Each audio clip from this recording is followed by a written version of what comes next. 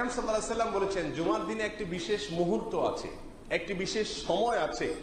এই সময়ে বান্দা যদি আল্লাহর কাছে কিছু চায় তাহলে আল্লাহ সুবহানাহু ওয়া তাআলা সেই চাওয়াকে সাথে সাথে কবুল করেন। কিন্তু সেই সময়টা ঠিক কোন সময় সেটা হাদিসে নির্দিষ্ট করে বলা হয়নি। জুমার দিন সেটা কি সকালে না দুপুরে, জুমার সময় না বিকেলে না সন্ধ্যায় না আগের রাতে, এটা নির্দিষ্ট করে দেওয়া হয়নি। কেন নির্দিষ্ট করে দেওয়া হয়নি? ওই যে লাইলাতুল কদরের মতো, যাতে করে সারা দিন ভরে মানুষ দোয়ার জন্য চেষ্টা করে। যদি তার দোয়াটা ওই নির্দিষ্ট সময়ে হয়ে যায় তাহলে তো ব্যাটে বলে হয়ে গেল, তার দোয়া আল্লাহ সুবহানাহু ওয়া তাআলা কবুল করবেন। তবে বেশিরভাগ উলামায়ে কেরাম মন্তব্য করেছেন যে সেই সময়টি হলো আসরের পরে। আসরের পরে হওয়ার সম্ভাবনাটা একটু বেশি। এই জন্য জুমার দিনে আসরের পরের সময়টাতে দোয়ায় মাশগুল হওয়া উচিত।